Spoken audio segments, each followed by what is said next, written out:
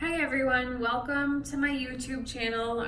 It's taken me a few years to get on YouTube, but I'm glad I'm here, and I hope these videos are going to be helpful for you guys if you're learning how to draw with either Procreate or just with markers and whatever medium you're using. I hope these videos are helpful to you in your artistic journey. So without further ado, the first video I'm going to do is just a quick overview of the different brushes I use on this app Procreate and what I use them for.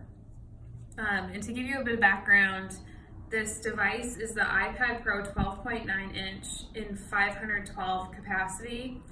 And the reason I got the larger one in the higher capacity is because it's the most similar in size to my drawing pad. So when I'm going back and forth between pencil and paper and digital media, it's a much easier transition, and this is much easier for me to use with a larger screen. And as far as the size, I have the 512 gigabyte, which isn't the largest size. They also have a terabyte available, but this is quite large. So when I'm doing all these multi-layered digital drawings, it's not taking up too much space. I did have one with a lower capacity and I had to upgrade just because Procreate was eating up all my space. So when I got this new iPad, I decided to go with the higher capacity, which for me was a great choice. So just to get right into it, I'm going to show you the brushes on Procreate that I'm using most frequently. And so just a quick comment too, all of these are preset and they come with Procreate, so you don't have to pay any money for them.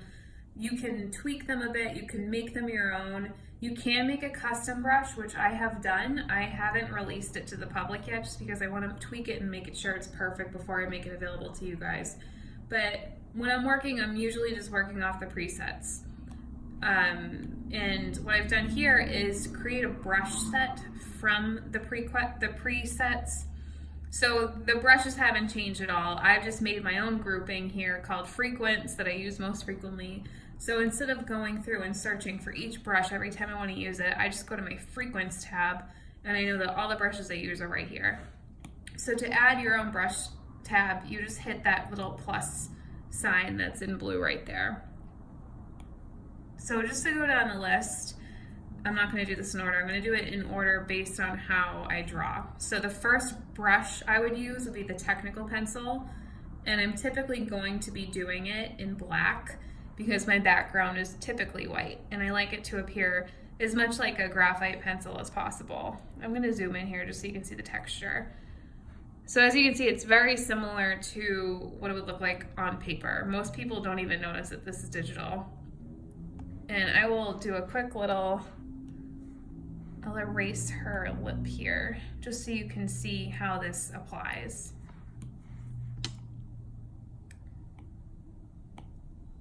Pretty identical to a pencil. I love this one. I actually use this brush to also outline sometimes if I want that kind of gritty look.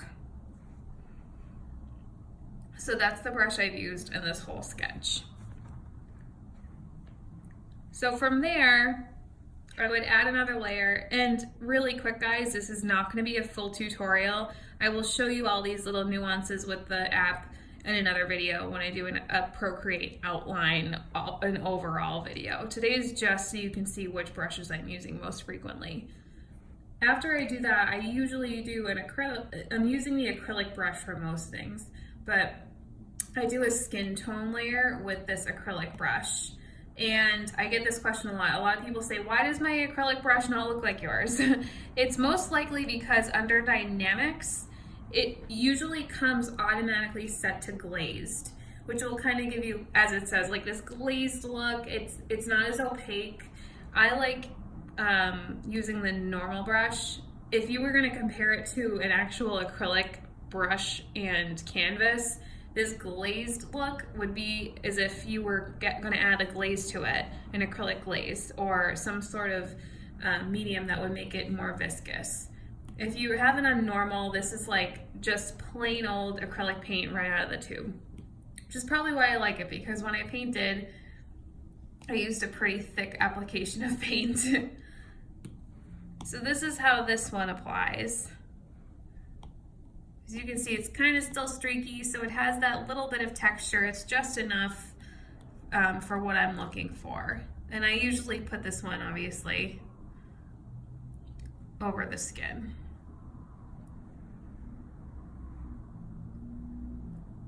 And I will also cover this in the other video I do, which is a full tutorial on Procreate and all of its little features, but I know a lot of people are going to ask in this video, so I'll just address it right now. The reason why that pencil layer is not getting covered by my acrylic layer is because I have a layer underneath the pencil layer. So this layer 1 is my pencil layer. So as long as that's underneath the pencil layer, it will not be affected by the other layer. So that's the acrylic brush. I actually use the acrylic brush frequently as well for hair. And the reason I use it for hair, I'm gonna create a new layer just in case we mess up. The reason I like it for hair is because when you do the stroke, it has that kind of fine texture that almost looks like hair follicles. And I like the natural look to it. And if you press down harder, it's gonna be more opaque. So there's a lot of different control options. I don't necessarily like this hair color. It's probably a bit too dark for what I would have done with this. But just so you can see the stroke behavior.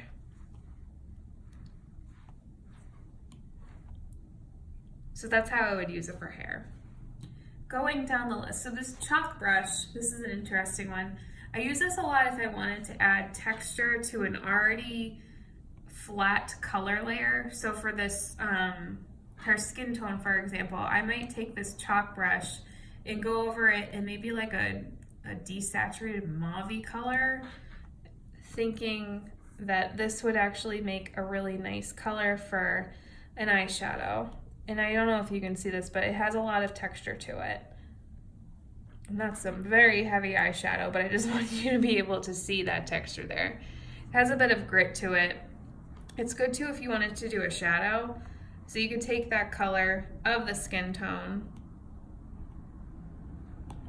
just drag it down a bit and create your shadows in that with this chalk brush. I just like the grit. I think it depends on your style, but if your drawing gets too flat, it almost looks too digital. So I like to leave these pencil lines exposed. I like a little bit of grit. I don't want it to be too vector appearing. I like it very expressive and loose as I can. That's probably one of the things I need to improve on my drawings, is to loosen up my hand a bit. And this brush helps me do so because of the texture and grit to it. This technical pen is probably what I would use at the end of my drawing, but it's just a straight, you can compare it if you're someone that uses markers or ink. It's very comparable to a Micron pen or a Copic multiliner. So at the end of the drawing, I go in and I kind of just outline everything. I definitely would use it for these eyelashes though.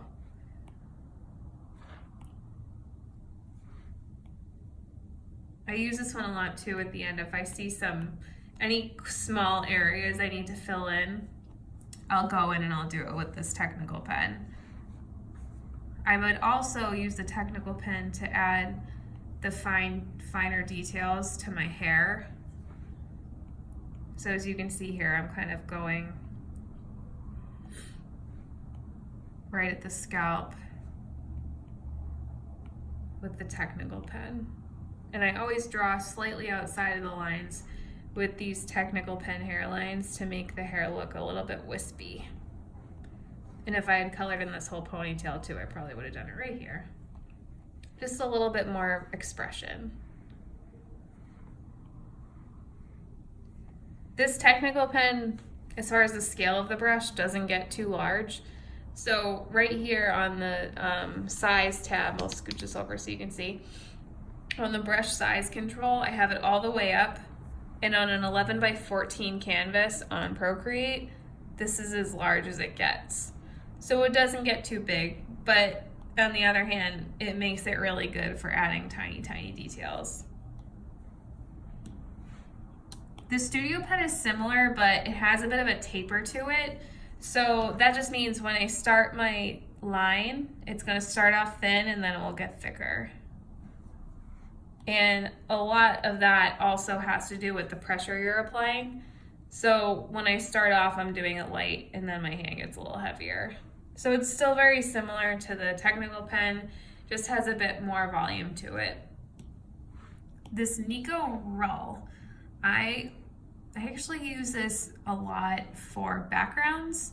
So if I wanted her to have an expressive background, which I usually do in purple, I would select this Nichols, and this is very textured. I would do it at a larger brush size.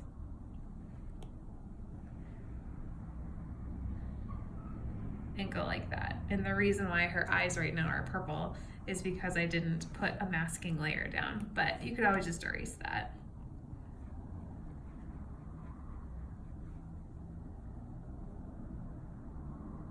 Unless you wanted her eyes to be purple. So for now, I'm gonna hide that layer once I show you just the texture that this Nichols brush creates. I like it a lot. It reminds me of stucco. Again, has that grit, has that brush fall off that I like. It's a nice brush. You could even add it a bit to the skin layer if you wanted to. But for now, I'm gonna hide it. Let's see what else. This gouache brush is also nice. I think the behavior of the gouache brush changed a bit when they upgraded the Procreate app. I know a lot of them did, and this one I believe was one of them. But I like it sometimes again for backgrounds. It adds just like a nice soft layer if you don't want it to just be a white background. And I'll show you how this guy looks.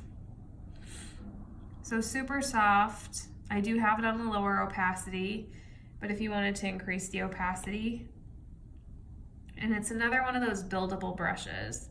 So the more I draw over it, the darker it will get.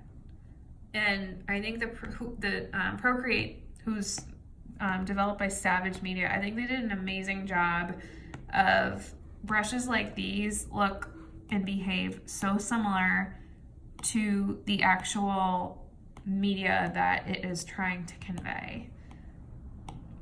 So for that reason, I really do enjoy this brush, and you can see the brush strokes it creates too. I mean, that's incredible that that's digital. I really enjoy this one. I could go on all day. Again, for now, I'm gonna hide it and just keep showing you the brushes I use. This streaks brush. So this one is one that I would use over this hair color that I've created with an acrylic paint brush. And the reason I would do it over it is because where it is streaky, it won't create a solid background for you to use. So I might use it to give her a few highlights. I don't want to go too crazy with this, but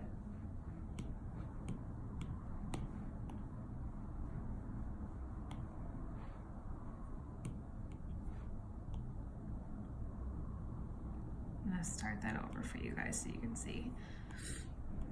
This is what that would look like. So the brush is very appropriately named. It's streaky. It's under the calligraphy set.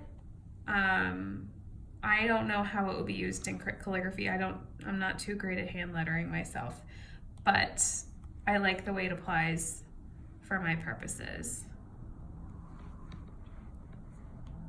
So it has the nice streaks that could act as the texture in hair, or to give her highlights, or to give her a shadow in her hair.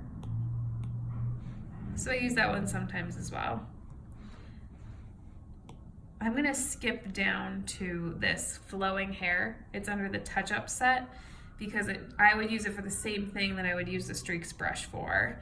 And the only difference is this is a very realistic looking brush, so I use it sparingly because my style is not meant to be too realistic. I like having it a bit stylized, but if you use it cautiously, I think it can be successful. You have to play around with it yourself, but as you can see when I'm drawing, it's almost too realistic for what I want to be using it for. I'll do it on the white so you can see. It looks so much like hair. It's quite beautiful though if you look at it. So again, I would use this once I have this solid hair color down. I would use this to just add a little bit of texture and interest to the hair. I would never color the entire head of hair with this. I think it would be a bit too much, but it's yours to experiment with. If you really enjoy it, that might be a good option for you. I'm gonna go back to this. I hope I don't pronounce this incorrectly, but I believe it's called the Jinsky ink brush. And I would use it kind of similarly to how I would use the Nichols brush. The only difference is it's a little bit smaller. So it might work in work well in smaller spaces like this if you wanted to add a little bit of shadowing to her face. Again, it has that grit that I really like. So we can use it a little bit here, a little bit there. Just enough texture to keep things interesting, to not keep them too flat.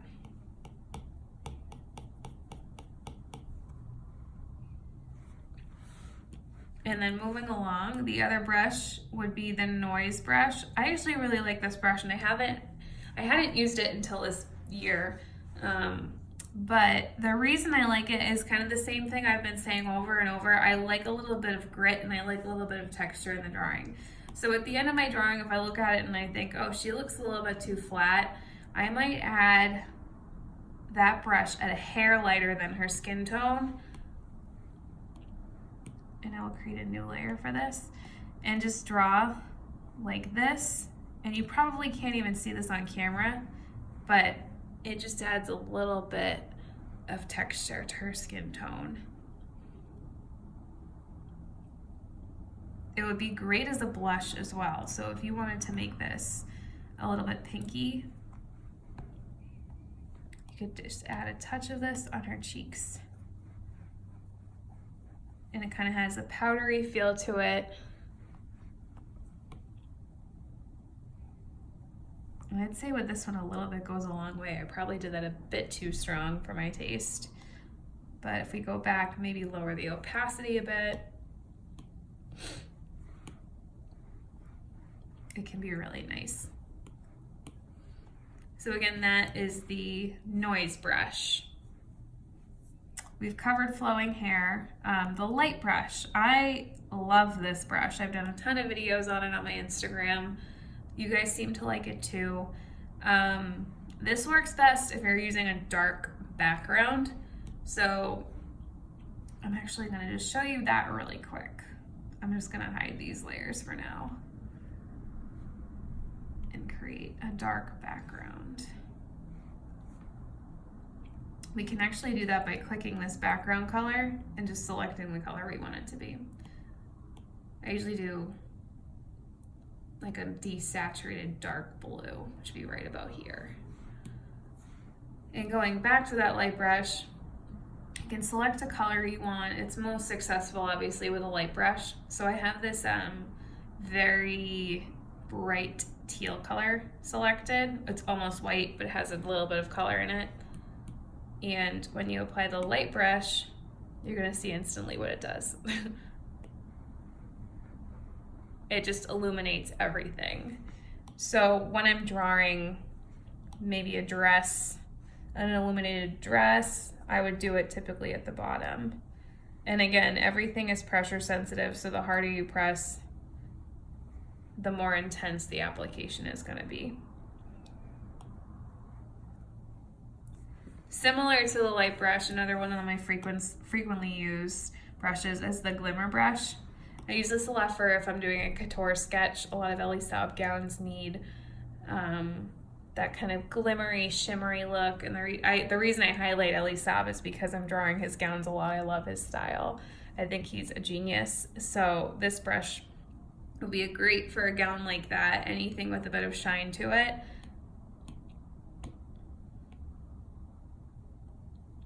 This looks like glitter. And with this one, the harder you press down, the larger the glitter is gonna be. So it can kind of trail off a bit.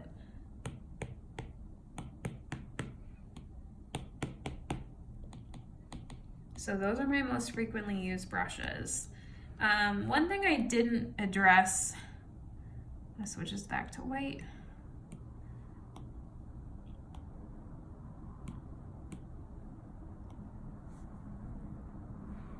Let's see.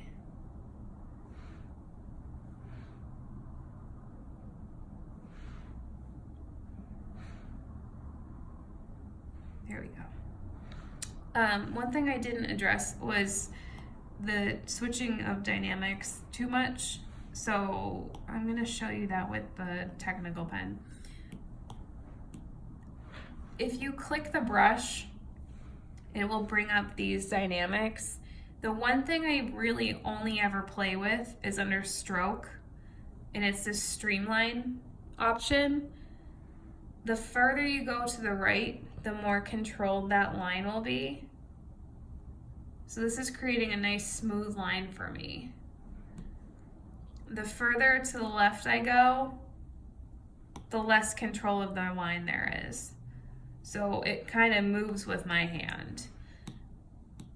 I can compare this best to a car that has lane departure alert. It'll keep you kind of on the right path. And it's hard to tell unless you're doing it yourself, but it just keeps things a bit more fluid. It's really great if you're doing any type of calligraphy or hand lettering, because it allows you to control that a lot.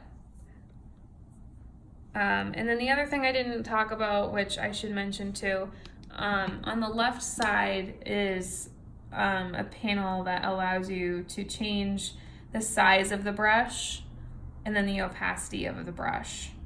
And size, of course, just means the brush will get bigger. Let's see, the brush will get bigger or smaller. And opacity is the translucency or the darkness, I guess you could say. So if you move down, that's gonna be more translucent. And if you move it up, it's gonna be more opaque.